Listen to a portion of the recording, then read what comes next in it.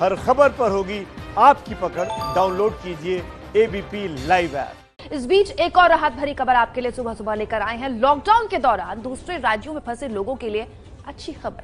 सरकार ने दूसरे राज्यों में फंसे लोगों की घर वापसी की इजाजत दे दी है, लेकिन शर्तों के साथ। बिहार और ओडिशा जैसे राज्य प्रधानमंत्री से लॉकडाउन के नियमों में बदलाव की लगातार मांग कर रहे थे। आपकी टीवी स्क्रीन पर जो चिट्ठी दिख रही है वो उन लाखों लोगों के लिए बड़ी खबर है जो दूसरे राज्यों में फंसे हुए थे। देखिए, दूसरे राज्यों में कौन कौन फंसा हुआ है? प्रवासी मजदूर, छात्र, तीर्थयात्री और पर्यटक घर वापसी की इजाजत मांग रहे हैं। ये लोग इजाजत देते हुए सरकार ने नए दिशा निर्देश भी जारी कर दिए। सरकार ने कहा है कि अगर आप किसी दूसरे राज्य में फंसे हुए हैं तो वहां की सरकार और आपके राज्य की सरकार की बातचीत का इंतजार करें, हड़बड़ी ना करें।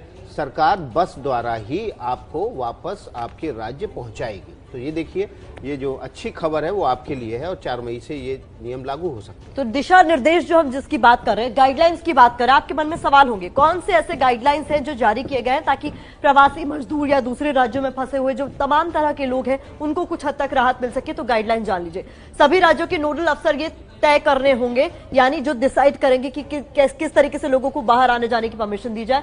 घर वापसी पर गाइडलाइंस में क्या कुछ है और जान लीजिए। सभी राज्यों के नोडल अफसर तय करने होंगे, ये हमने आपको बता दिया। संबंधित राज्यों को सहमति तैयार करनी होगी आपस में कि किस तरीके से मूवमेंट होगा, मतलब आपसी सहमति के बाद ही ये डिसीजन लिया जाएगा। बस में बिठाने से पहले सभी लोगों की स्क्रीनिंग होगी, थर्मल स्क्रीनिंग जिसमें तापमान नापा जाता है। समूह में ले जाने के लिए बसों का इस्तेमाल होगा। ग्रुप्स में ले जाने के लिए बसों को सैनिटाइज किया जाएगा। जो भी बसें इन लोगों को एक राज्य से दूसरे राज्य ले जा रही हैं उन पे सफाई का ध्यान जरूर खास तौर पर रखा गया है। सामाजिक दूरी के नियमों का ख्याल रखना होगा। सोशल डिस्टेंसिंग बहुत जरूरी।